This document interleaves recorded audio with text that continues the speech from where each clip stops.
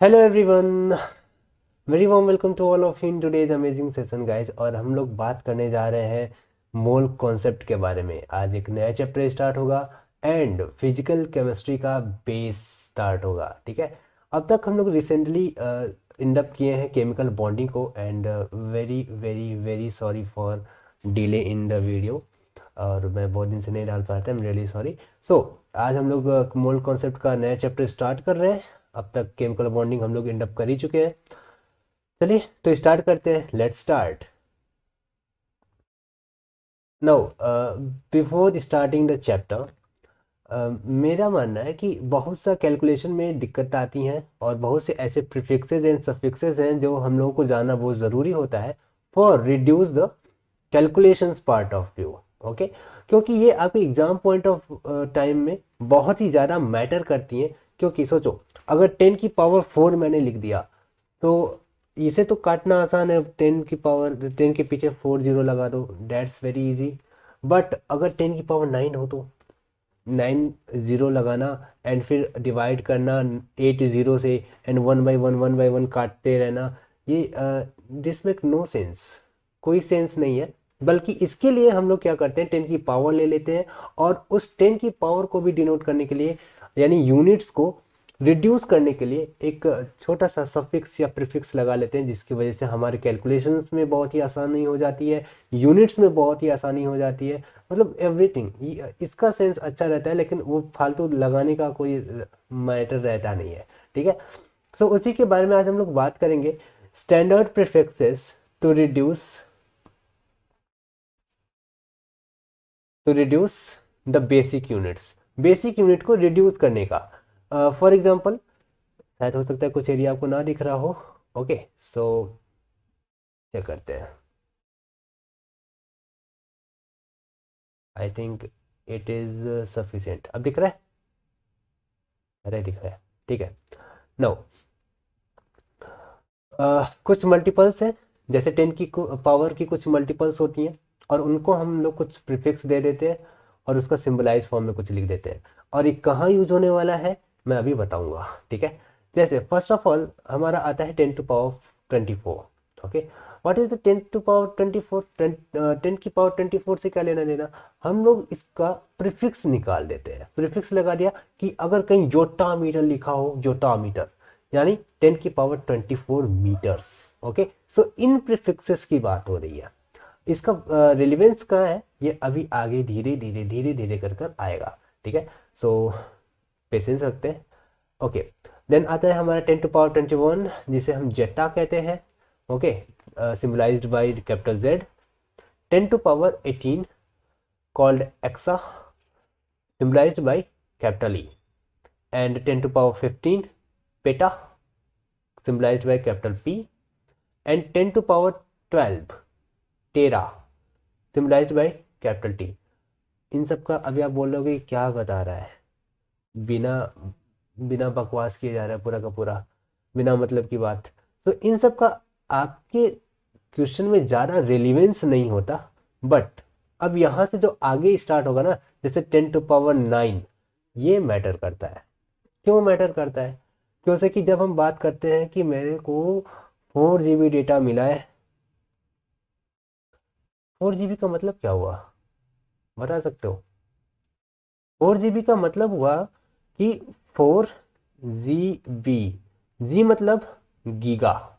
Okay, सो हमें 4 GB data मिलता है फॉर इन्वेस्ट। ओके, खर्च करने के लिए 4 GB मिलते हैं। अच्छा, 4 GB का मतलब क्या हो गया है?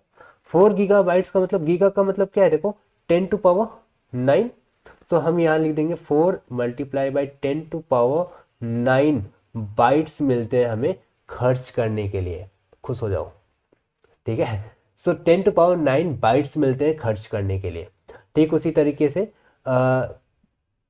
10 to the power 6 called mega MB, 1 MB, 1 MBps, 1 MB/सेकेंड, मतलब 1 MB/सेकेंड के हिसाब से आप डाउनलोड या अपलोड करते हो। ओके, सो 1 मेगा मतलब क्या, 1 multiply by 10 to the power 6 इतने बाइट्स को आप पर सेकेंड डाउनलोड करते हो। तो जिस समय नेट खराब चल रहा हो ना, तो अपने आप को यही दिलासा दे देना, ठीक है। तो 10⁶ that terms as mega, okay. इसका यूज होता है बहुत ही ज़्यादा कैलकुलेशंस के टाइम पर, यूनिट्स का, ओके। एंड उसी तरीके से हमारा आता है कुछ सब मल्टीपल्स यानी 10⁻⁻1, जिसे डेसी कहते हैं, प्रीफिक्स उसे लगाते हैं deci and symbolise by small D, okay.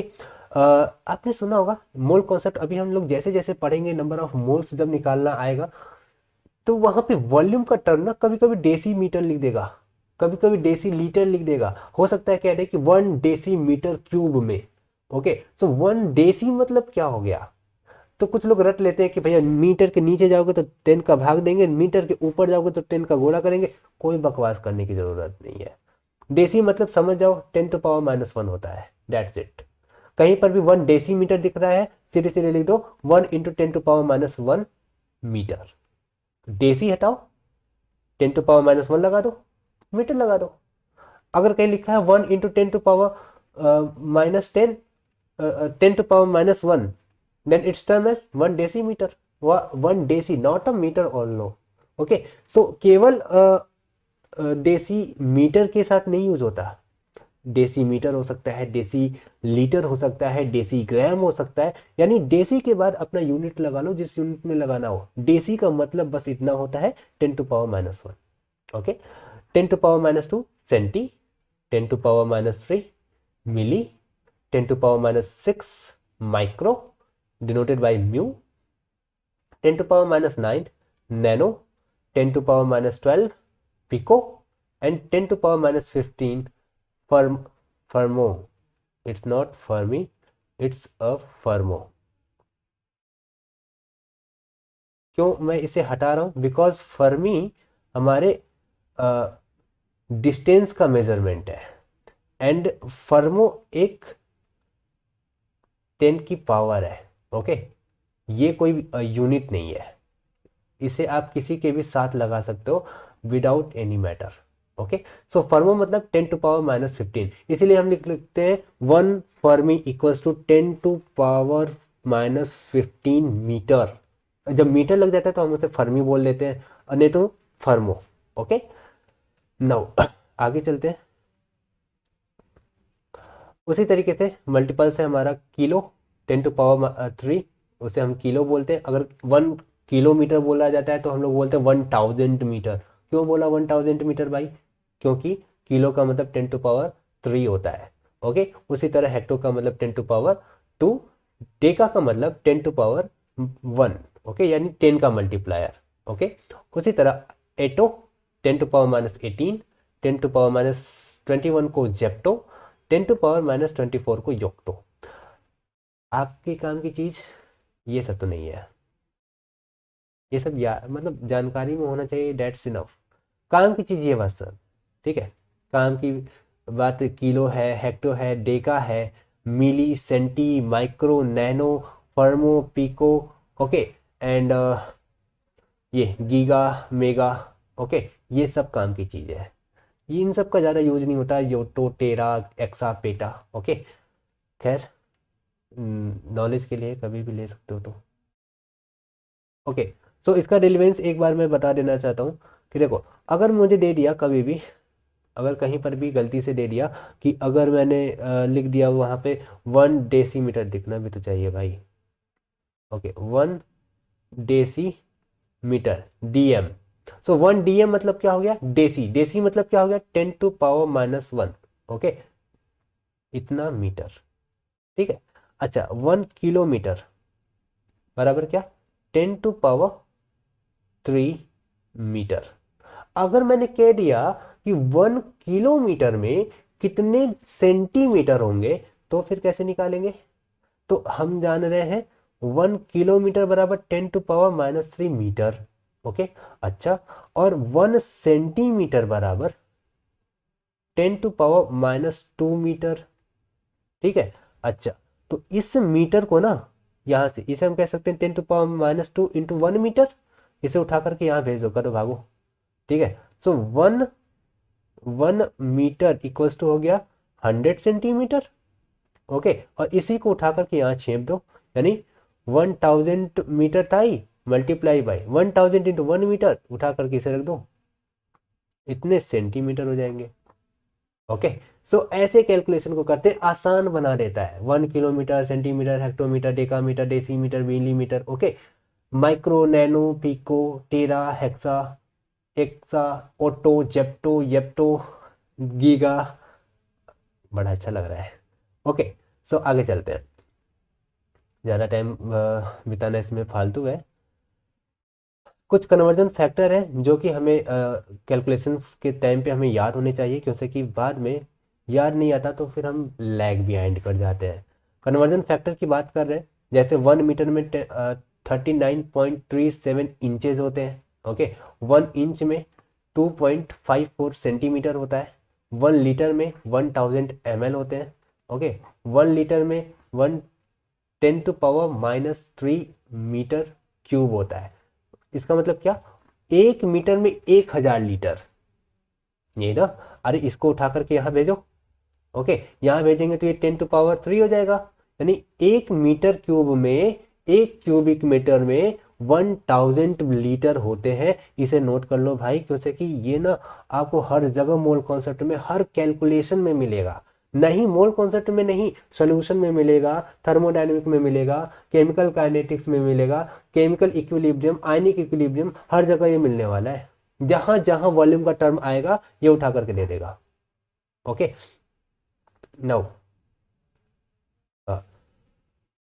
ठीक उसी तरह आगे चलते हैं हम, ESUs के बारे में बात कर लेंगे। Okay, 1 ESU equal to 33.3356 into 10⁻⁻10 coulomb. इसका आपका यूज पड़ेगा केम एटॉमिक स्ट्रक्चर में यूज हो सकता है, अभी आगे भी यूज होने वाला है। ठीक है, और 1 dyne is equal to 10⁻⁵ newton होता है। ठीक है, या हम कह सकते हैं 1 न्यूटन बराबर, इसे उठा करके यहाँ भेजो, कितना हो जाएगा 10⁵ डाइन, यानी 1 न्यूटन में 1 लाख डाइन होता है ना। ठीक है, अच्छी बात है, इतना तो सोचना मेरे बस की बात नहीं है। ठीक है, नाउ इसकी बात करते हैं। 1 कैलोरी भर भर के मिलने वाला है। 1 कैलोरी में 4.184 जूल होता है। इसी को हम सिग्निफिकेंट फिगर में लिख देते हैं, कभी कभी सिग्निफिकेंट फिगर में लिखते हैं कि 1 कैलोरी में 4.2 जूल होता है। ओके, सो 1.84 लिखने की बजाय हम 4.2 जूल कह देते हैं।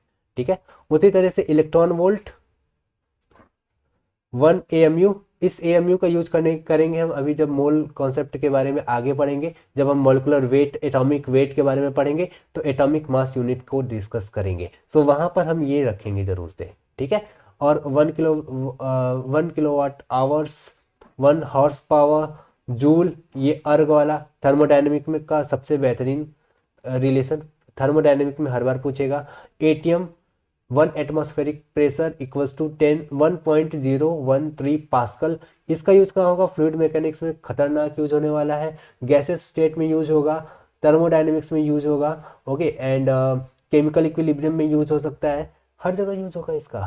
ठीक है, ठीक है, उसी तरह 1 बार इक्वल्स 10⁵ पास्कल, और पास्कल की वैल्यू यहाँ पर रख देंगे 1.013 इंटू 10⁵।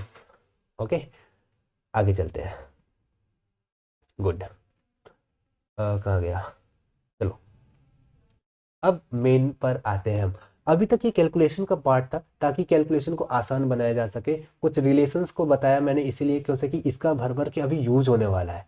ओके, थर्मोडायनेमिक में तो यूज होगा बाद में देखा जाएगा, अभी मोल कॉन्सेप्ट में ऐसे ऐसे यूज होगा ना कि आपकी बुद्धि खुल जाएगी। ठीक है, सो आगे चलते हैं, laws of chemical combination. Okay, so chemical combinations के कुछ लॉज होते हैं, और इसमें कोई एक्सेप्शन नहीं होता। एक्सेप्शन में एक आध दो होते हैं, पर ज़्यादा एक्सेप्शन नहीं होते। और वो क्यों होते हैं उसका वजह भी होती है। खैर, laws of chemical except combination का हर जगह यूज होने वाले कुछ ऐसे जनरल लॉज हैं जिनको सारे के सारे कॉम्बिनेशंस, सारे के सारे रिएक्शंस फॉलो करते हैं। फॉर एग्जांपल, पहला है हमारा पास laws of conservation of mass. तो laws of conservation of mass सबसे पहले ये समझ लेते हैं कि होता क्या है, फिर बताएंगे इसका रिलेवेंस क्या है। ठीक है, दिया था किसने, लेवाइजर ने दिया था इन 1774 में। तो laws of conservation of mass कहता है matter is not be created not destroyed in course of chemical reaction, यानी केमिकल रिएक्शन के दौरान कोई भी नया मैटर ना तो क्रिएट होता है ना तो पुराना मैटर डिस्ट्रॉय होता है। सेम एनर्जी की तरह, एनर्जी को ना तो आप क्रिएट करते हो ना ही डिस्ट्रॉय करते हो। ठीक है, उसे वन फॉर्म से दूसरे फॉर्म में कन्वर्ट कर देते हो बस। ठीक है, सेम वही काम यहाँ पर भी हम करते हैं। यहाँ पर कैसे करते हैं, यहाँ पे कहने का मतलब है कि मैटर ना तो क्रिएट किया जाता है ना ही डिस्ट्रॉय किया जाता है बस, तो it may change from one form to another form. Okay, so वो एक फॉर्म से दूसरे फॉर्म में जा सकता है। जैसे एक के साथ ऑक्साइड में है तो किसी के साथ पर ऑक्साइड में हो सकता है, किसी के साथ सुपर ऑक्साइड में हो सकता है, किसी के पास सिस्की ऑक्साइड में हो सकता है, बट कुछ और नहीं बन सकता, ना तो वो डिस्ट्रॉय हो सकता है। ऐसा नहीं होगा कि आपने केमिकल रिएक्शन में ऑक्सीजन डाला और प्रोडक्ट में से ऑक्सीजन गायब, ऐसा नहीं होगा, कभी नहीं होगा। अगर ऐसा हो गया तो वो केमिकल रिएक्शन एग्जिस्ट नहीं करेगी। Okay, so if any physical और chemical change mass can be neither created nor destroyed, किसी भी फिजिकल या केमिकल चेंज कर लो, वहां पर मास हमारा कांस्टेंट बना होता है। अगर 14 ग्राम हम लोगों ने पूरा लिया था तो 14 ग्राम का हमारा प्रोडक्ट बनेगा। अगर एक थैले में सपोज करो, ऐसे समझिए कि अगर एक थैले में 1 किलो बनाना, 1 किलो एप्पल रख दिया गया हो, तो उस बैग का वजन कितना होगा। अगर बैग को आउटर सरफेस जो बाउंड्रीज है यानी बैग की सारी बाउंड्रीज को जीरो मान ले, निगलेक्टेड कर दे, तो ओवरऑल जो उसका वेट होगा वो 2 kg होगा।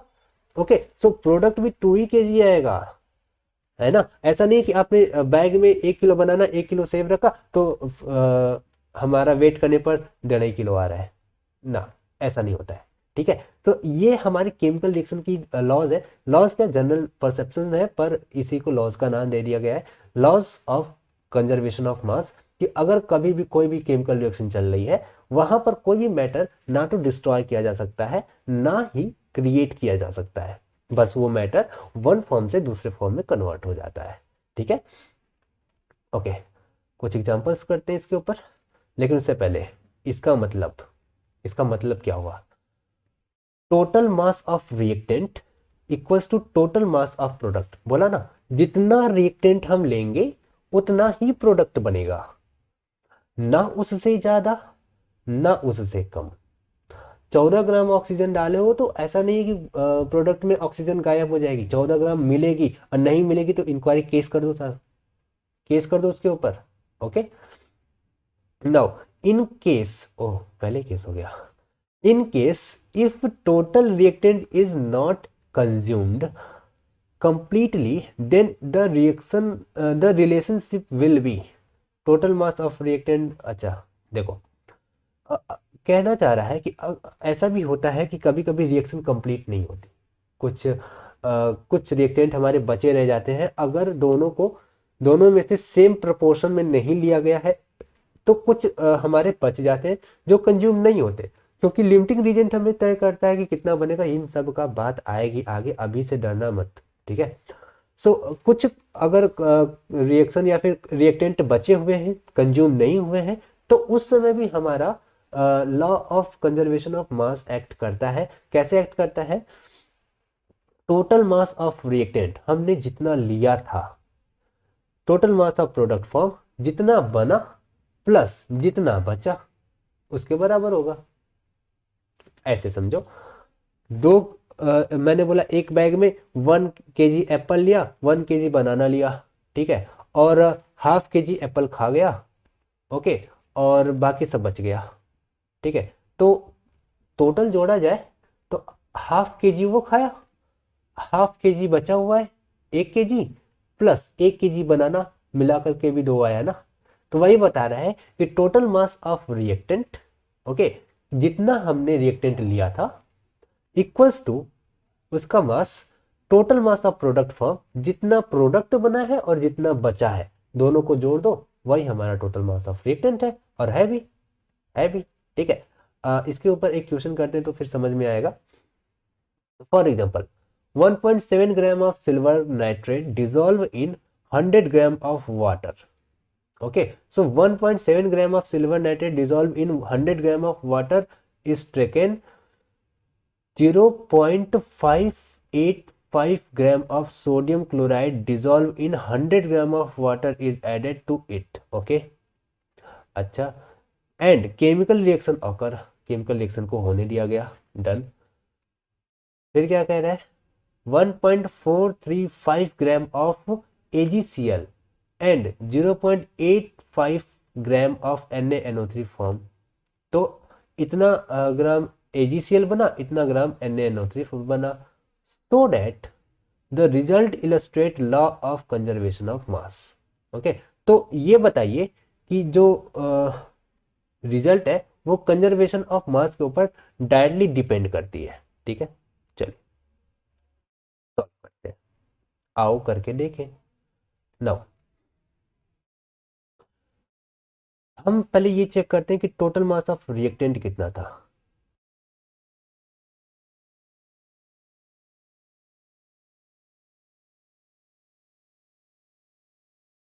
Okay, total mass of reactant कितना था। तो सबसे पहले हम लोगों ने 1.7 ग्राम ऑफ सिल्वर नाइट्रेट लिया। ओके, तो 1.7 ग्राम AgNO3 प्लस और 100 ग्राम वाटर में, ठीक है। तो 100 ग्राम वाटर ले लिया। तो अभी वाटर को रखे रहने दें, ठीक है, आगे भी करते हैं। और 0.585 ग्राम ऑफ सोडियम क्लोराइड लिया था। 0.585 gram of sodium chloride plus 100 gram water, ये भी 100 ग्राम वाटर में लिया गया था। टोटल मिलाकर के वाटर का कितना बना, 100 100 कितना हो गया, 200 ग्राम, 200 ग्राम वाटर। ओके, तो टोटल मास ऑफ रिएक्टेंट कितना होगा, सबको जोड़ देते हैं। ओके, और सबको जोड़ने के बाद हमारा जो आंसर आएगा, ओके जोड़िए, तो ये आएगा 202.285 ग्राम मेरा रिएक्टेंट आया, ठीक है। इतना मेरा क्या आया, रिएक्टेंट आया, डन। अब हम क्या करते हैं, अब हम यहां से टोटल मास ऑफ प्रोडक्ट भी निकालते हैं, ठीक है। तो टोटल मास ऑफ प्रोडक्ट, तो प्रोडक्ट का टोटल मास कितना है चेक करते हैं। देखिए प्रोडक्ट में 1.435 ग्राम ऑफ AgCl है, उठा करके डाल देते हैं इसे। वो 1.435 ग्राम AgCl, ओके, अच्छा। और 0.85 ग्राम NaNO3 बना, प्लस 0.8 कितना था, 85 ग्राम NaNO3, ठीक है। अच्छा, अगर आप ध्यान दो, अगर आप ध्यान दो तो ये किसकी हेल्प से बना है, AgNO3 और NaCl के रिएक्शन से, है ना। देखो दिखा रहा हूं, AgCl plus NaNO3 equals to AgNO3 plus NaCl, okay, NaCl। मैंने उल्टा बना दिया क्या, उल्टा बना दिया क्या, ओह सॉरी, मैंने रिएक्शन उल्टे रख दिए, उल्टा रख दिया भाई, उल्टा करो इसको। AgNO3 मिला NaCl से और बनाया AgCl और NaNO3। अच्छा, यहाँ पर वाटर इसके साथ ऐड हुआ था ना, H2O 200 ग्राम, ओके। सो इसका तो अभी यूज हुआ नहीं है, ओके, इसका यूज हुआ नहीं है, यानी ये कंटेनर में बना हुआ है, ओके। इस कंटेनर में ये भी है, ये भी है, ओके। और ये भी था, और ये रिएक्शन करके ये बना दिए। ओके, और ये बनाने के बाद भी अभी भी तो वाटर इसी में है, अभी भी तो वाटर है ना, तो इसमें भी अभी भी 200 ग्राम वाटर भी है। ओके, और अब इन सब को जोड़ो, इन सब को जोड़े दें तो हमारा आएगा 202.8, सॉरी 285 ग्राम। मतलब कि हमारा प्रोडक्ट में जितना है इक्वल्स टू हमारे रिएक्टेंट में जितना मास है उसके बराबर। ओके, सो हम कह सकते हैं यहाँ पर law of conservation of mass act कर रहा है। ओके, सो आई होप ये आपको समझ में आ गया होगा। आगे चलते हैं। Now law of constant composition. Okay, now लीजिए, लॉ ऑफ कांस्टेंट कंपोजिशन की बात करें, प्राउस ने इसे दिया था 1799 में, जिसे याद करने की कोई जरूरत नहीं है। ठीक है, अच्छा आगे चलते हैं। कुछ एग्जाम्स में भी तो पूछे भी जाते हैं, तो याद ही कर लेना। A chemical compound always contain the same element combined together in the fixed proportion by mass. Okay, इसको अच्छे से समझ, ये ऑफिशियल स्टेटमेंट है भैया। ठीक है, इसको समझने के लिए एक सिंपल सा मैंने लिख के रखा है। ए compound can be obtained from various sources. अगर एक कंपाउंड को हम अलग अलग सोर्सेज से फॉर्म करते हैं, है ना, ठीक है, but the ratio of each component by wait remain same. तो कह रहा है कि अगर हम एक कंपाउंड को, फॉर एग्जांपल हम वाटर को ले लेते हैं, ठीक है, वाटर से अच्छा क्या हो सकता है, अगर हम वाटर को ले लें, दूसरा कलर लेंगे अच्छा लगेगा, वाटर को ले ले। ओके, सो वाटर को अगर हम सी वाटर से पकड़े, ओके, नाले से पकड़ ले, ओके, गटर से ले लेते हैं, और कुछ सोचो, और हैंड पंप से ले लेते हैं, ओके, हैंड पंप से ले लेते हैं, चाहे जहां, हैंड पंप नहीं, हैंड पंप, चाहे जहां से ले। ओके, वाटर में मिला हुआ है H और O, ठीक है, दो H मिला है और एक ऑक्सीजन मिला है, ठीक है, और H का अगर हम वेट देखें, बाई वेट बोला ना, इस पे मैटर करो, बाई वेट का मतलब वेट को चेक करना है, तो H कितना हो जाएगा, 2 × 1 यानी 2 ग्राम, और ऑक्सीजन कितना हो जाएगा 16 ग्राम। इनका रेशियो निकाल दो, सो ये 1:8 में आएंगे। ठीक है, सो ये कहना चाह रहा है कि अगर हम वाटर को किसी भी सोर्स से निकाले, सो उनका जो कंपोजिशन है वो एक फिक्स्ड रेशियो में रहेगा सब में। It does not depend on the method of preparation. चाहे आप सी वाटर से निकालो, चाहे गटर से निकालो, चाहे हैंड पंप से निकालो, जब भी वाटर बनेगा सो 1:8 के रेशियो में जोड़ा मिलेगा। यानी एक हाइड्रोजन के साथ 8 ग्राम, 1 ग्राम हाइड्रोजन के साथ 8 ग्राम ऑक्सीजन आपको चाहिए वाटर बनाने के लिए, नहीं तो नहीं बनेगा।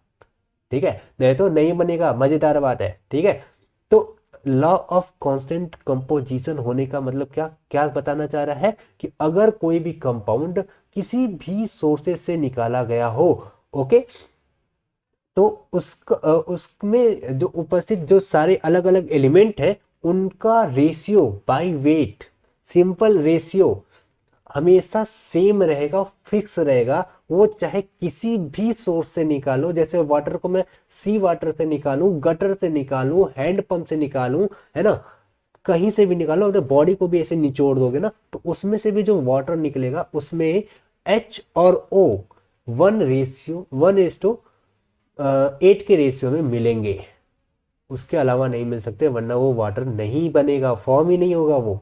ओके, अच्छा चलो इतना समझ गए।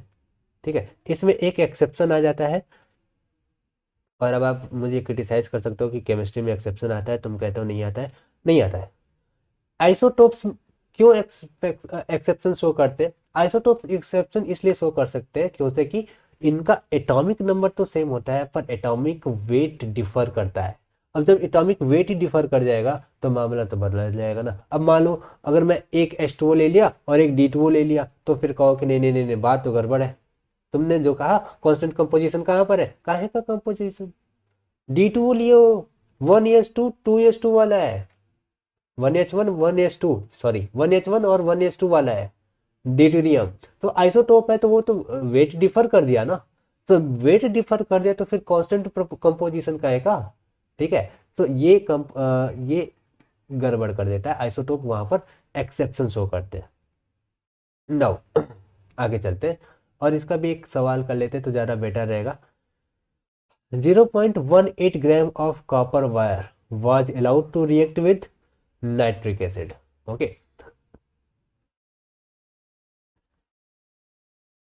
0.18 gram of copper wire was allowed to react with nitric acid. Nitric acid के साथ रिएक्ट करने के लिए छोड़ दिया गया। The resulting solution was dried, उसे सुखाया गया, एंड ignited, जलाया गया, when 1.35 gram of copper oxide was obtained. Okay. In another experiment, 2.3 gram of copper oxide was heated in the presence of hydrogen yielding 1.84 gram of copper. Shows that above data are in accordance with the law of constant proportion. ठीक है, चलिए इसे समझने की कोशिश करते हैं कि कैसे सॉल्व करेंगे। ठीक है, ओके।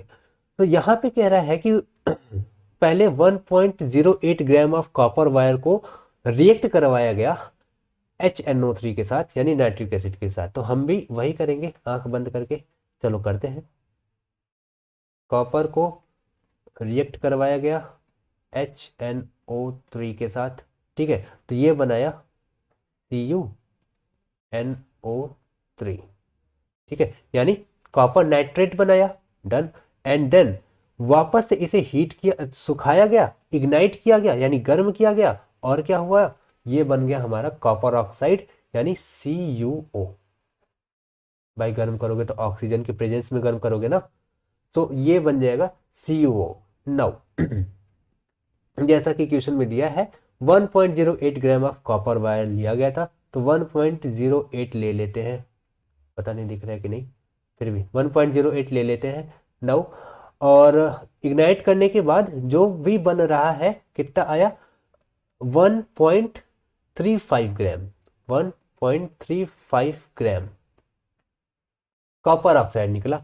अच्छा, तो अब हम इसमें से अगर हम बात करें कि 1.35 ग्राम में 1.35 ग्राम कॉपर ऑक्साइड में, ओके, 1.08 ग्राम कॉपर है, ठीक है। सो क्या बोल रहा है कि 1.35 ग्राम कॉपर ऑक्साइड में 1.08 ग्राम कॉपर है। भाई अभी तो मैंने law of mass of conservation of मास पढ़ के आया, तो वहां पे कॉपर का वेट तो बराबर रहने वाला है, ठीक है। अच्छा, तो हम कह रहे हैं कि भैया कितना प्रतिशत हो, कितना परसेंटेज हो तुम, तो परसेंटेज हम कैसे निकालते हैं, कितना बटे टोटल मल्टीप्लाई बाई 100। तो percent of copper in copper oxide is 1.08 upon 1.35 multiply by 100। कितना आ गया ये आ गया अप्रॉक्स 80%। ओके, मतलब 80% कॉपर है, तो जाहिर सी बात है कि परसेंटेज ऑफ ऑक्सीजन कितना होगा, ये होगा 20%। ओके, अच्छा ठीक है, बढ़िया। नाउ अब अगर हम बात करें कि प्रोडक्ट साइड का बात करते हैं, प्रोडक्ट का, सॉरी दूसरे एक्सपेरिमेंट का, प्रोडक्ट की बात कर रहा हूँ, देखो दूसरे एक्सपेरिमेंट की बात करते हैं।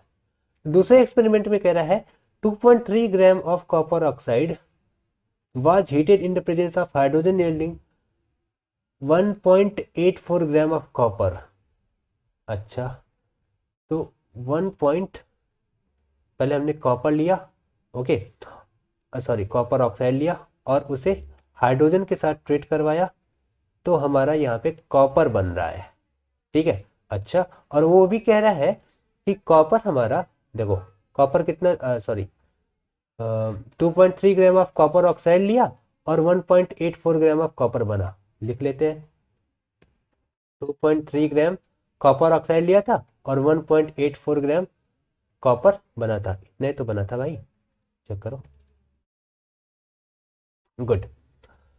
नाउ तो हम यहां से भी निकाल लेते हैं कि अगर इसकी बात करें, यानी 2.3 ग्राम कॉपर ऑक्साइड में 1.84 ग्राम कॉपर है, ठीक है, तो कितना परसेंटेज हुआ कॉपर का? कॉपर का परसेंटेज हुआ, जितना कॉपर है 1.84, और पूरा का पूरा क्यूपरस ऑक्साइड जितना वेट का है, तो उसे रख देंगे 2.3 मल्टीप्लाई बाई 100। ओके, और जब आप इसे सॉल्व करोगे ना, तो वापस से आएगा ये काटा, आ जाएगा 80, यानी 80%। यस, 80% कॉपर यहां पर भी आया, और जाहिर सी बात है कि ऑक्सीजन हमारा फिर से आ जाएगा, ऑक्सीजन 20%। ओके, तो क्या बोला इसने कि अलग अलग कंपोजिशन, अलग अलग रिएक्शन हुआ, एक में एक रिएक्शन ये हुई, ओके, और एक रिएक्शन ये हुई, लेकिन इन दोनों अलग अलग रिएक्शन में भी जो कंपाउंड, जो एलिमेंट अलग अलग कंबाइन हुए थे, वो उसी प्रोपोर्शन में पाए गए हैं, 80% 20%, 80% 20%। सेम है ना? अगर आप रेशियो निकाल दोगे तो 4:1, और उसमें भी 4:1 आएगा, ठीक है। यानी यहां पर हमारा law of constant proportion proof होता है, ठीक है। खैर, आगे चलते हैं। लॉ ऑफ मल्टीपल प्रोपोर्शन की बात करते हैं, नेक्स्ट लॉ की, बिना टाइम वेस्ट किए हुए, ठीक है। Okay, law of multiple proportion. When two molecule combine to form two or more compound, the different masses of one element which combined with the fixed mass of other element bears a simple ratio to one another। मतलब ये कि अगर मान लो दो molecule हैं, combine कर रहे हैं दो या दो से ज्यादा कंपाउंड बनाने में, ओके। फॉर एग्जांपल हम H2O को ले लेते हैं, ठीक है। आज H2O के ऊपर खेल कर लेते हैं, तो H और O को ले लिए, ठीक है, और ये रिएक्शन कर रहे हैं दो से ज्यादा कंपाउंड बनाने में। एक हो गया H2O और एक हो गया H2O2, ठीक है, पक्का क्लियर? अच्छा, the different masses of one element, अच्छा, different masses of one element which combined with fixed mass of another element bears a simple ratio to one another. मतलब कि अगर different mass of one element, मतलब यहां पे अगर आप देखो यहां पे, तो एक मिनट, हाइड्रोजन का कितना वेट हो गया? 2 ग्राम। ऑक्सीजन का कितना वेट हो गया? 16 ग्राम। ओके, अच्छा, और यहाँ पे 2 ग्राम, और यहाँ पे 32 ग्राम। ओके, 32 ग्राम। तो यहाँ पे हमारा फिक्स्ड मास किसका है? H2 का, हाइड्रोजन का। तो हाइड्रोजन के फिक्स मास से ऑक्सीजन की अलग अलग मास रिएक्ट कर रहा है, ठीक है। एक H2O बना रहा है और एक H2O2 बना रहा है। एक में 16 ग्राम है, दूसरे में 32 ग्राम है, ठीक है। Bears a simple ratio to one another. तो ये दोनों ऑक्सीजन एक दूसरे में सिंपल रेशियो रखते हैं। ओके, सिंपल रेशियो मतलब अगर हम इसमें 1 और इसमें 2 का नंबरिंग कर दें, तो 1:2 कितना आ जाएगा? 16:32, यानी हम काट देंगे 1:2। ओके, यानी यानी ये फ्रैक्शन में नहीं रखेंगे, ये एक सिंपल रेशियो रखेंगे, यानी 1 का मल्टीप्लायर रखेंगे, मल्टीपल रखेंगे, ठीक है। कभी भी ऐसे देखो, 1 × 2 मल्टीपल है, सिंपल रेशियो, कभी भी फ्रैक्शन, ये 2:3 नहीं आएगा, 3:4 नहीं आएगा, ये 1:3 आएगा, या तो 1:4 आएगा, या तो 1:5 आएगा, 5:1 आएगा, ऐसे आएगा, एक रहेगा। सिंपल रेशियो बनाना है हमें, ठीक है, खतरनाक सा नहीं बनाना, ठीक है। अच्छा, समझ गए? आगे चले, पक्का समझ गए पर? ठीक है। नौ, लॉ ऑफ रेसिप्रोकल प्रोपोर्शन। अच्छा, इसमें एक और एग्जांपल दे लेता हूँ, क्या पता ना पता हो, ठीक है। फॉर एग्जांपल अगर हम एक और ले ले, सबसे अच्छा रहेगा कार्बन और ऑक्सीजन का, ठीक है। कार्बन और ऑक्सीजन को चेक करें तो ये दो रिएक्शन करते हैं, एक कार्बन डाइऑक्साइड बनाते हैं CO2 और एक कार्बन मोनोऑक्साइड बनाते हैं CO, ठीक है। अच्छा, कार्बन का यहाँ पे मास है हमारा 12 ग्राम, यहाँ पर ऑक्सीजन का मास है 32 ग्राम, ओके। और यहाँ पे कार्बन का मास 12 ग्राम और ऑक्सीजन का मास 16 ग्राम, ओके।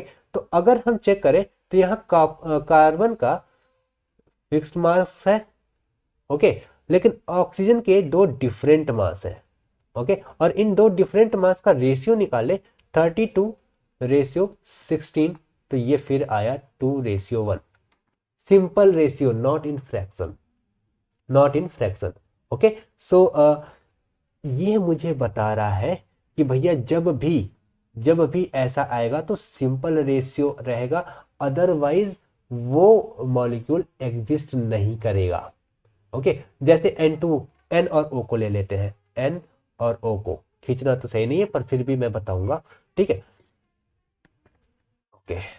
तुम थोड़ा इधर आना, डन। N और O को देखें तो ये 5 कंपाउंड बना रहे हैं, एक होता है NO, N2O, NO2, N2O3, और कौन सा बनाते हैं, और N2O4 बनाते हैं शायद, N2O4 बनाते हैं ना शायद, पता नहीं, हाँ बनाते हैं पर ये तो डायमर हो गया ना उसका, खैर। 4 अगर हम लेकर के चले, 5वां मुझे याद नहीं आ रहा अभी, ठीक है।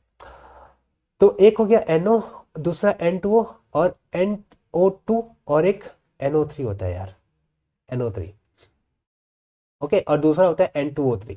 तो यहाँ पे चेक करो, नाइट्रोजन और ऑक्सीजन का कैसा कैसा वेट है, देखो, नाइट्रोजन 14, ऑक्सीजन 16, यहाँ पे 28, 16, यहाँ पे 14, और यहाँ पे 32, और यहाँ पे 28, और यहाँ हो गया 48, okay. N2O3, N2O5, sorry, my mistake, my silly mistake, okay. और ये 28 और ये 80, ठीक है। अच्छा, तो अब आप कहोगे कि भैया यहाँ पे ना तो किसी एक का मास सेम है ना किसी एक का डिफरेंट, दोनों का डिफरेंट डिफरेंट मास है, तो हम अपने स्वेच्छा अनुसार बना लेते हैं ना, हम अपने स्वेच्छा अनुसार बना लेते हैं। इन दोनों में दिख रहा है कि 28 हो सकता है, तो हम यहाँ पे 2 मोल ले लेते हैं, 2 मोल ले लिया, देखो 2 मोल ले लिया तो ये हो गया हमारा 28, ये हो गया 32, ठीक है। तो ये हो गया 28 और ये हो गया 32, गुड। अच्छा, और उसी तरीके से इसको ले लेते हैं, तो ये हो गया हमारा 28 और ये हो गया 32, सॉरी 64, ओके। तो अगर आप इन सब का रेशियो निकाल करके देख लो, इसको मैं पहले अगर रख देता हूं तो ये हो गया, सॉरी इसको नहीं, इसको नहीं, ये तो हमारा ऑलरेडी 64 है, इसको इसको मान लो मैं पहले रख देता हूं, तो ये हो जाएगा 16, 32, 48, ओके, 64 और 80, चाहे किसी में भी रख लो, सिंपल मल्टीपल होना चाहिए, काट दो, काट देंगे 1:2:3:4:5, ओके। ये सिंपल मल्टीपल में आया है, 1 2 जा 1 3 जा 1 4 जा 1 5 जा, ओके। तो ये मल्टीपल, सिंपल मल्टीपल में आया है। सो ये हमारा प्रूफ कर रहा है लॉज ऑफ मल्टीपल प्रोपोर्शन, ठीक है, अभी समझ में आ गया, डन। अब आगे चलते हैं, दो छोटे छोटे लॉज और बचे हुए हैं, ठीक है। Now law of reciprocal proportion, reciprocal proportion के ऊपर बात कर लेते हैं थोड़ा सा, सबसे कंफ्यूजिंग, ठीक है, क्यों कंफ्यूजन पता चलता है। लॉ ऑफ रेसिप्रोकल प्रोपोर्शन की बात करें तो रिक्टर ने इसे दिया था 1794 में। उन्होंने कहा when two different element combine with same mass of third element, okay, the ratio in which they do so will be same or multiple same और simple multiple if both directly combined with each other. मतलब ये कि मान लो अगर मैं तीन compound ले लेता हूँ, तीन atoms A B C, okay, A और बी मिलकर के एक कंपाउंड बना दिए ए बी और सी मिलकर के एक कंपाउंड बना दिए बी सी, ओके, ठीक है। तो अब कह रहा है देखो, when two different element combine with same mass of third element, okay, तो टू डिफरेंट एलिमेंट, ये दोनों अलग अलग है और ये सेम मास से कंबाइन कर रहे हैं बी से, ठीक है।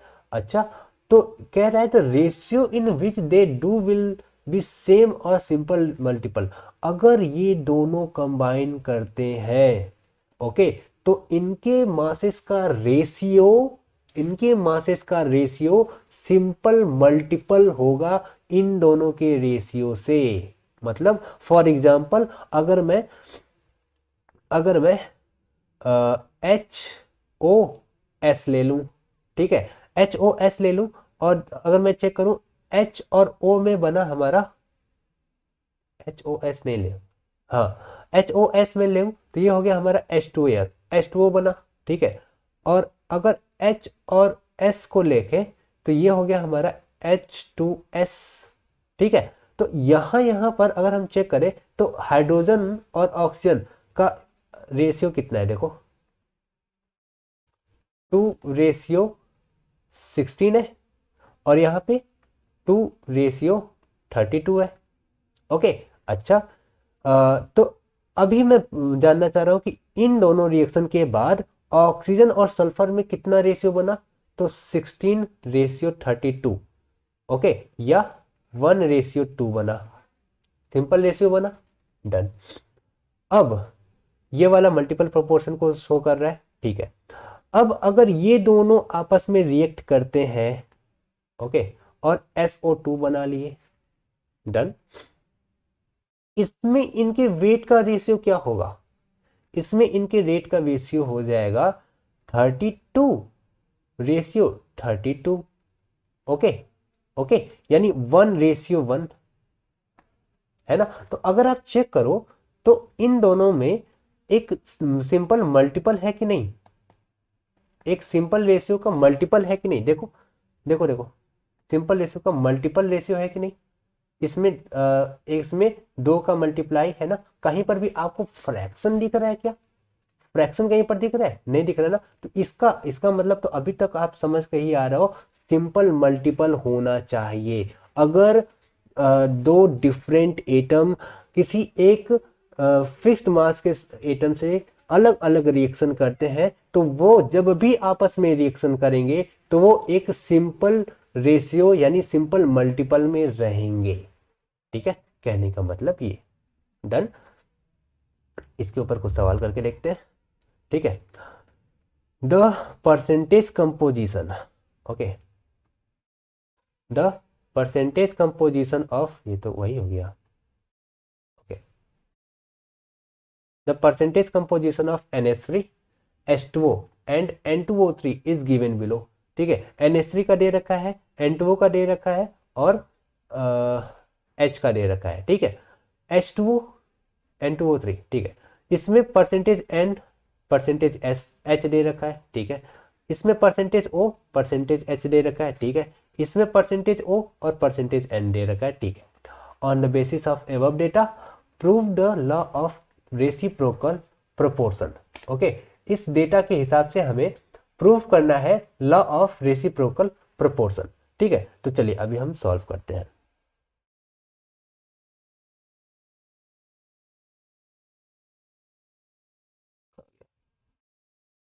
Yes, okay. अगर हम पहले पार्ट को देखें, पहले NH3 को, ठीक है, अगर हम पहले पार्ट को NH3 को चेक करें तो NH3 में कह रहा है एक हाइड्रोजन, ओके, एक हाइड्रोजन कितने नाइट्रोजन के पार्ट से रिएक्ट करता है, एक हाइड्रोजन कितने नाइट्रोजन के पार्ट से रिएक्ट करता है, यानी सीधी सीधी सिंपल बात, रेशियो बात कर रहे हैं, ओके। तो देखिए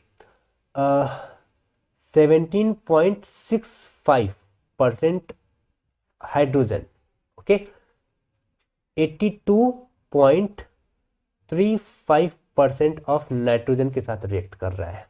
डन। तो एक हाइड्रोजन 1% हाइड्रोजन कितने से करेगा? 82.35% अपॉन 17.65%। ओके, और अगर आप इसे सॉल्व करो तो ये आ जाएगा 4.67% ऑफ नाइट्रोजन। ओके, यानी कह रहा है कि NH3 में एक पार्ट हाइड्रोजन इतने पार्ट नाइट्रोजन के साथ रिएक्ट कर रहा है। ठीक है, डन। आगे चलते हैं, आगे चलते हैं। अब हम बात करते हैं H2O की। ओके, H2O की बात करते हैं। डन। एक मिनट, H2O। तो इसमें कह रहा हूं कि एक पार्ट हाइड्रोजन, लेकिन रुकिए, जैसा दिया है वैसे उस हिसाब से चलते हैं। ठीक है, okay. 11.1% of hydrogen. Okay, 11.1% of hydrogen react कर रहा है 88.9% ऑफ ऑक्सीजन के साथ। Okay, 88% of part of oxygen. अच्छा, अच्छा, मतलब ये कि तब 1% यानी एक पार्ट हाइड्रोजन का एक पार्ट कितने प्रतिशत ऑक्सीजन के साथ रिएक्ट कर रहा होगा? तो हम इसे करेंगे 88.9 अपॉन 11.1 पार्ट ऑक्सीजन के साथ, या अगर हम इसे कैलकुलेट करें तो 8.01 पार्ट ऑफ ऑक्सीजन आ जाएगा। ठीक है, तो यहां पे दरअसल 3 एटम है। कौन कौन सा है? हाइड्रोजन है, देखो, हाइड्रोजन है, ऑक्सीजन है और नाइट्रोजन है। ठीक है, तो मैंने क्या किया, हाइड्रोजन का मास फिक्स कर दिया। ठीक है, और उसके रिस्पेक्ट में नाइट्रोजन निकाल लिया, उसके रिस्पेक्ट में ऑक्सीजन निकाल लिया। तो हाइड्रोजन, एक हाइड्रोजन के रिस्पेक्ट में नाइट्रोजन इतना रिएक्ट कर रहा है, और एक हाइड्रोजन के रिस्पेक्ट में ऑक्सीजन ऑक्सीजन उतना रिएक्ट कर रहा था। अच्छा, अब N2O3 की बात करते हैं। ठीक है, तो एक बात करें, अभी तक का कैलकुलेशन से हमारे N और O के बीच में कौन सा कितना रेशियो हुआ? तो अभी तक के रेशियो से ना N और O के बीच का रेशियो देखिए, 4.67 रेशियो 8.01। तो इसे इसे ऐसे दिखाने से अच्छा है कि अपॉन में दिखा देते हैं, इसके बाद रेशियो में दिखा देंगे। सो कितना था, मैं भूल गया फिर से। 4.67 4.67 डिवाइडेड बाई 8.01, और जब आप इसे करोगे तो ये आएगा, एक मिनट, 1:1.71। ओके, 1:1.71 इसके रेशियो में आया। ठीक है, अब ये मत करना कि सर ये तो फ्रैक्शन, नहीं नहीं, ये फ्रैक्शन नहीं है, ये इन दोनों का सिंपल रेशियो मैंने निकाला, इन दोनों का सिंपल रेशियो निकाला। Not look like at fraction. Fraction किस में देखना है? अभी मैंने N और O को निकाला, अब N2O3 में हम चेक करेंगे कि N और O कितने रेशियो से जुड़े हुए हैं। हुआ क्या, देखो दरअसल हुआ क्या, 3 हाइड्रोजन, मतलब 3 एटम थे, हाइड्रोजन, ऑक्सीजन और नाइट्रोजन। ठीक है, मैंने हाइड्रोजन का मास फिक्स कर दिया। ठीक है, किसके किसके रिस्पेक्ट में? ऑक्सीजन से और नाइट्रोजन से। ऑक्सीजन से इसने बनाया H2O, नाइट्रोजन से इसने बनाया NH3। ओके, और इससे बनाया N2O3। ओके, तो मैं ये जानना चाह रहा हूं कि इसमें इसमें इसमें नाइट्रोजन और इसमें ऑक्सीजन का रेशियो हमने निकाल लिया, 1:1.7 से, सॉरी, 1:1.71। ठीक है, अब N2O3 में कितने हैं रेशियो? ठीक है, तो N2O3 में रेशियो निकालते हैं, N2O3 तो कितना दिया है, कितना परसेंट वो और कितना परसेंट वो? अरे, 63.15% ऑक्सीजन और 36.85% नाइट्रोजन। ठीक है।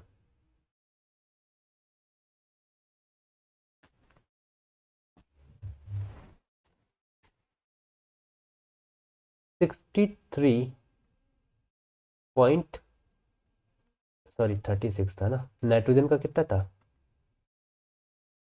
36.85 ऑफ नाइट्रोजन और 63.15, इतना है ना, 15, ये था हमारा ऑक्सीजन। तो नाइट्रोजन और ऑक्सीजन कितने रेशियो में है, कितने रेशियो में है? तो 36.185 डिवाइडेड बाई 63.15, अगर हम इसका रेशियो निकालें तो ये आ जाएगा 1:1.71।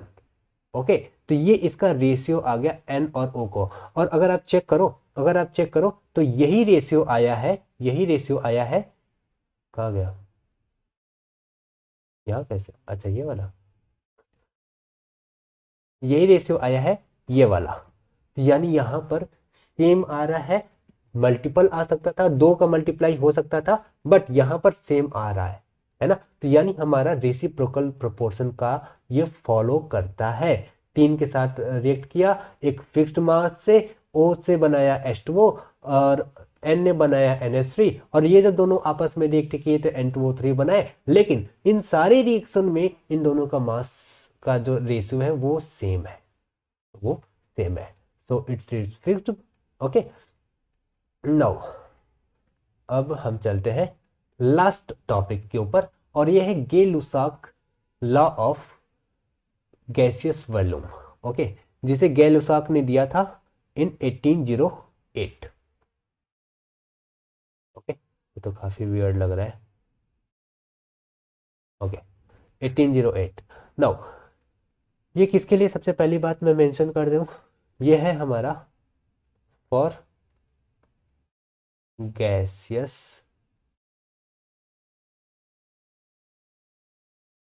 फेज। ओके, गैसियस फेज के लिए केवल वैलिड है। और क्या बोलता है, क्या बोल रहा है ये, कि when gases combined or produced in a chemical reaction, they do so in a simple ratio by volume, provided all the gases are at same temperature and pressure। मतलब ये ना, ये वाला लॉ आपका बहुत आसान है, खतरनाक आसान है। क्यों आसान है? सिंपल इसका कहने का मतलब ये है, ओके, सिंपल कहने का मतलब ये है कि भैया सबसे पहले बात तो ये हमारा केवल गैसेस फेज के लिए अलाउड करता है। दूसरा क्या कहना चाह रहा है ये, दूसरा कहना चाह रहा है कि अगर कभी भी गैसेस कंबाइंड होंगी और प्रोड्यूस होंगी केमिकल रिएक्शन में, तो वो एक सिंपल रेशियो रखेंगी। फॉर एग्जांपल NH3 को ले ले, NH3, ओके, तो N2 plus 3H2 equals to 2NH3, ये बनाया। ठीक है, तो कहने का मतलब ये है, अगर हम टेम्परेचर और प्रेशर कांस्टेंट रखें, कांस्टेंट रखें, ठीक है, तो ये एक वॉल्यूम बना, एक वॉल्यूम, ओके, और ये 3 वॉल्यूम बना। एक वॉल्यूम नाइट्रोजन का 3 वॉल्यूम हाइड्रोजन के साथ कंबाइन करके 2 वॉल्यूम, वॉल्यूम NH3 बना रहा है। ठीक है, मतलब अभी यहाँ पे ये मत समझना कि एक ना वॉल्यूम नाइट्रोजन हुआ, 3 वॉल्यूम हाइड्रोजन हो गया, मिला करके 4 बनना चाहिए था, 2, मतलब गलत है, बस ऐसे नहीं करना है, ऐसे बिल्कुल नहीं करना है। ये यहाँ पे ये नहीं लिखा है लॉ ऑफ कांस्टेंट वॉल्यूम, ये नहीं लिखा। इसने लिखा, इसने बोला कि अगर जब भी गैसेस प्रोड्यूस होंगी या कंबाइन होंगी एक रिएक्शन में, तो वो एक दूसरे की सिंपल रेशियो में रहेंगी, वो फ्रैक्शन नहीं आएगा, सिंपल रेशियो में रहेंगे। जैसे ये 1:3:2 में रहेगा, ये इनका सिंपल रेशियो है, दैट्स इट। यही तो है हमारा गेलुसाक लॉ, हवा बना था ना। ठीक है, सो बस ये सिंपल रेशियो में रहेगी, उससे ज़्यादा और कुछ नहीं है। ओके, एंड ये सब जो मैंने अभी तक प्रपंच रचा है ना, अभी तक नंबर ऑफ मोल्स पे तो गए नहीं हम लोग, ये इसलिए है कि आगे आने वाली कैलकुलेशन के लिए आप तैयार हो जाओ। जैसे मैंने कहा, इसका 1 वॉल्यूम इसके 3 वॉल्यूम के साथ रिएक्ट करके 2 वॉल्यूम का NH3 बना रहा है। ओके, तो ये आएगा आपका परसेंटेज यील्ड में, परसेंटेज प्योरिटी में। ओके, तो वहां पर भी ऐसे करेंगे, 100 ग्राम CaCO3 डिकम्पोज होकर के 44 ग्राम से कार्बन डाइऑक्साइड बना रहा है, तो 1 ग्राम कितने में बनाएगा, तो इतना ग्राम कितने में बनाएगा, तो ये हमारा आएगा। ऐसे हम लोग निकालेंगे। ठीक है, तो उसके लिए मैं प्रिपेयर करना चाहता हूँ ये बता करके। ठीक है, आज के लेक्चर के ऊपर कुछ सवाल, एक्सरसाइज, 2-3 सवाल मैं लगाऊंगा, 2-3 सवाल आपके लिए। ठीक है, अच्छा। Which of the following pairs of the substance illustrate law of multiple proportion? कौन लॉ ऑफ मल्टीपल प्रोपोर्शन को होल्ड करता है? ठीक है, अच्छा, अगर हम CO और CO2 को देखें तो मल्टीपल प्रोपोर्शन की बात कर रहे हैं, अभी तो करके आए थे, शायद ये तो एग्जाम्पल में ये आ जाएगा, ए सही है इसका, पर फिर भी चेक कर लो। D2O नहीं होगा क्योंकि अलग अलग वेट है। ओके, और ना तो इनका कोई सिंपल रेशियो है, ना तो कोई फिक्स प्रोपोर्शन। ओके, अच्छा, NaCl और NaBr भी नहीं है। CO और CO2 यहाँ पर हमारा ये सही है। क्या बोल रहा है?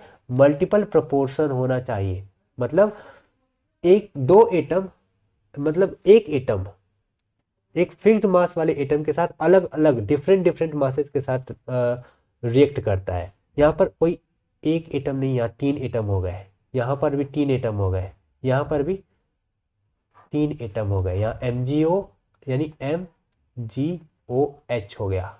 ठीक है, यहाँ पर HOD हो गया। 3 से डर नहीं है मुझे, हमें किससे लेना देना है कि एक एटम, ओके, ए बी के साथ रिएक्ट करे लेकिन डिफरेंट डिफरेंट मासेस के साथ, एक में AB और दूसरे में AB2 बना दे, तो ये आएगा हमारा।